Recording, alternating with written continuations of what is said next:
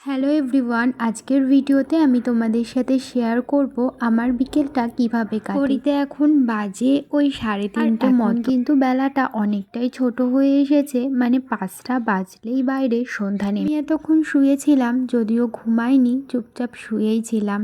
শীতকালে না দুপুরে একদমই ঘুমাতে ভালো লাগে না, আর যদিও কোনো দিনও ঘুমিয়ে পড়ি আর না উঠতেই ইচ্ছা করে না, তো সেই কারণে আমি শীতকালে দুপুরে ঘুমাই না। যেহেতু বাইরে প্রায় বিকেল নেমেই গেছে, তো সেই কারণে আর শুয়ে থাকলাম না, চলে এসেছি ঘর দোয়ারগুলো ঝাড়ঝুট দিতে।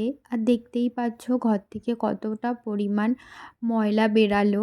সকালে তো একবার ঘর ঝাড় দেওয়া হয়, এরই মাঝে যদি বিকেলে ঘর না ঝাড় দেওয়া হয় তাহলে কিন্তু একদমই ভালো লাগে না। আর সকাল বিকেল দুই বেলায় কিন্তু ঘর ঝাড় দেওয়া দরকার। তো যাই হোক, ওপরের ঘর ঝাড় দিয়ে নিচের ঘরও ঝাড় দিয়ে নিয়েছি।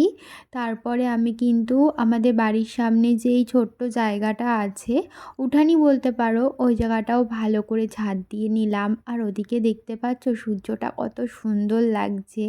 ওদিকটা যেহেতু পশ্চিম দিক, আর পশ্চিম দিক থেকে সূর্যটা অস্ত যায়, তো বেশ ভালো লাগে সূর্য অস্ত যাওয়ার টাইমটায় সূর্যটা দেখতে, পুরো লাল হয়ে যায় সূর্য। ঘর ঝাড় দিয়ে ঘরে এসে দেখছি ছেলেও ঘুম থেকে উঠে পড়েছে, আর ঘর দুয়ার ঝাড় দিয়ে আমি চোখ মুখটা এসে চুলটা ভালো করে বেঁধে নিলাম। তারপরে এখন বিছানাটা গুছিয়ে নিয়েছি, যেহেতু ছেলে শুয়েছিল দুপুরবেলা, তো সেই কারণেই আর কি। আর বিছানা একটু ফিটফাট না থাকলে একদমই ভালো লাগে না দেখতে, আমার তো ভালোই লাগে না।